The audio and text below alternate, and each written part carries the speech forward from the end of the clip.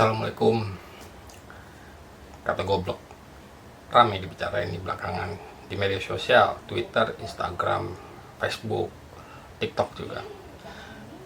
Gara-gara seorang ulama menyampaikan goblok kepada seorang pedagang es teh di tengah-tengah acara atau kegiatan keagamaan, pengajian. Kata goblok ini sendiri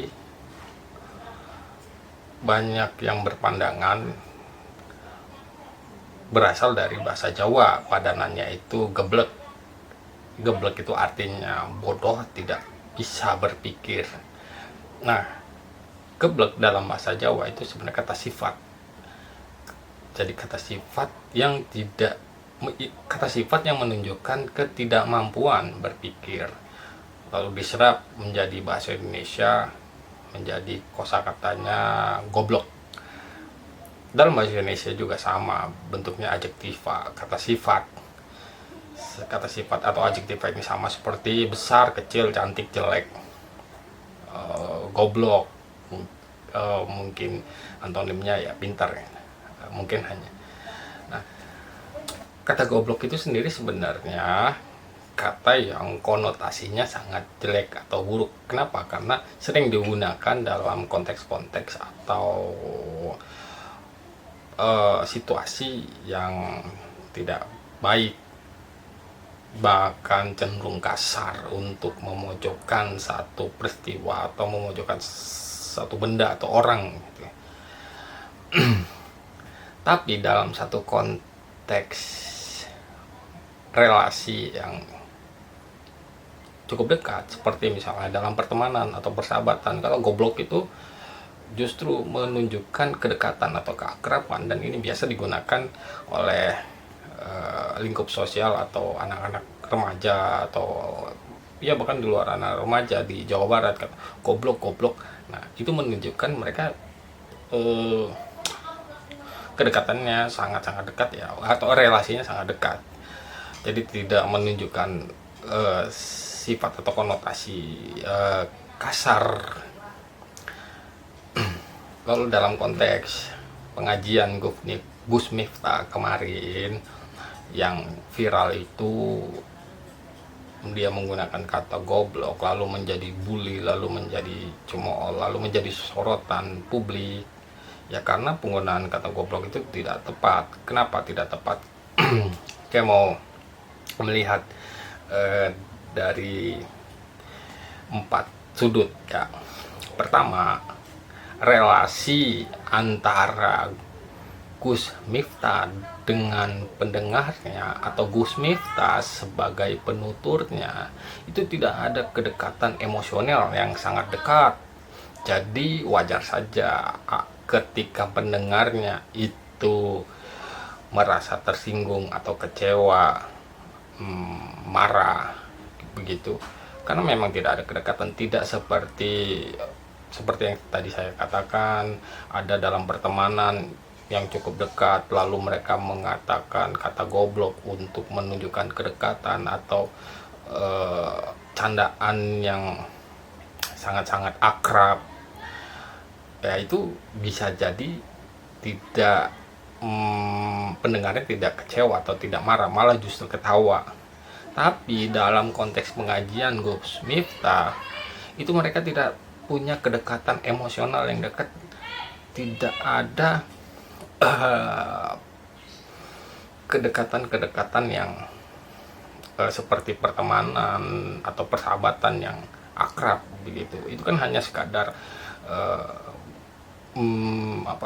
pengajian, ada jemaahnya, ada ustadznya begitu datang, hanya pada momen itu mereka dekat secara jarak saja, sudah begitu. Secara emosional tidak ada. Nah, itulah yang menjadi konotasi buruk. Kenapa para pendengarnya itu merasa marah atau kecewa atau tersinggung dengan ucapan kata goblok itu tadi.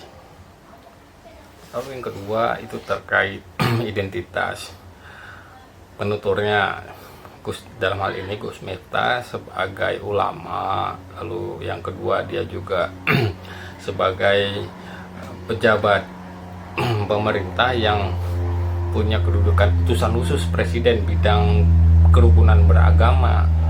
Nah, terkait ulama itu kan harusnya mencerminkan tindakan-tindakan moral yang baik, sikap yang baik, tuturan yang baik begitu. Tapi dengan ujaran atau kata goblok itu kan menjadi bertolak belakang. Makanya masyarakat menilai kok ini tidak sesuai, bahwa ulama itu harusnya melontarkan atau menuturkan kata-kata atau menunjukkan sikap atau menghargai orang lain gitu. Ini tidak sama sekali menunjukkan sikap menghargai orang lain karena dia mengucapkan kata goblok itu. Apalagi dia punya kedudukan pejabat yang harusnya menjalankan fungsi itu, menjadi utusan presiden untuk menjaga keberagaman, untuk menghargai orang lain. Ini justru dia tidak menghargai orang lain gitu. Lalu yang ketiga terkait kata goblok digunakan sebagai media. Jadi ini ada konflik sosial. Jadi konflik sosial antara, kita sederhanakan aja, mereka yang tidak punya apa-apa dengan mereka yang kaya gitu. Jadi kata goblok sebagai alat komunikasi, orang yang kaya melontarkan atau menjatuhkan derajat orang miskin atau orang yang tidak punya.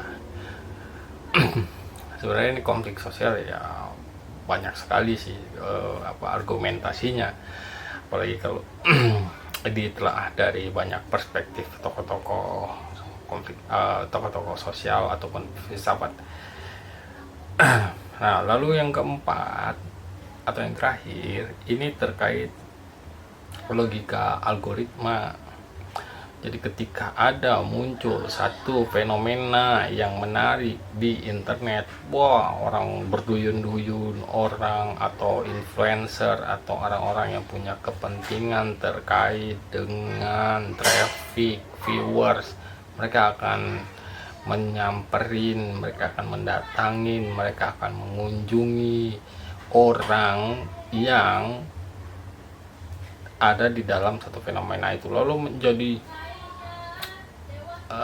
naiklah traffic mereka, viewers mereka untuk ya terkait konten lah, kira-kira begitu. Jadi ini apa yang potensial untuk digarap atau fenomena apa di dalam internet yang sangat-sangat menarik untuk digarap, yang bisa membukakan mata pengguna-pengguna internet lainnya, wah ini pasti akan dimainkan, kira-kira begitu.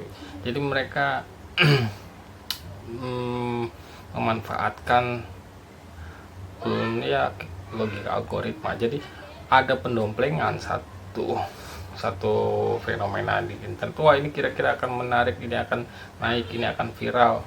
Nah, mereka akan ikutin, mencari untuk mendompleng algoritmanya tadi, supaya akun mereka, supaya viewers mereka, supaya klik mereka, supaya followers mereka naik. Nah, jadi semakin carut marut lah itu di internet, semakin membeludak lah, semakin ramai lah, dan semakin yang tadinya viral biasa saja di upload di satu akun, katakanlah di akun kelompok agama tertentu, wah dilihat ini, wah dipotong kemudian menjadi suatu fenomena internet yang wah ini potensial ini untuk digarap. Nah, mereka influencer, orang-orang yang punya kepentingan internet itu akan mendatangi siapa sih orang ini, mendatangin untuk ya mendompleng, untuk menarik atau mengatrol akun-akun mereka atau viewers mereka atau klik mereka, kira-kira begitu. Itu namanya memanfaatkan atau mengikuti algoritma di internet saat ini ya, karena di internet itu begitu. Jadi semakin campur aduk, semakin tidak jelas lah cenderungannya di internet itu. Jadi semakin memperparah lah. Tadinya sudah memang buruk, kata goblok yang sudah dilontarkan oleh Gus Miftah kepada pedagang es di tengah-tengah pengajiannya, wah, ditambah diramaikan oleh influencer dengan iming-iming memberikan sesuatu hal, suatu ini, tapi tetap aja itu akan memperkeruh suasana dan mereka memanfaatkan yang namanya itu tidak bisa. Oke, kita anggap katakanlah influencer A, dia memberi bantuan kepada pedagang es, tapi itu tidak bisa dilepaskan bahwa dia memberi itu karena ada motif untuk konten, untuk menaikkan viewers atau kunjungan atau klik entah apapun itu yang terkait itu, karena mengikuti sistem algoritmanya. Jadi algoritma itu begitu. Jadi begitu. Ada 4 yang tadi saya sampaikan. Ada apa namanya,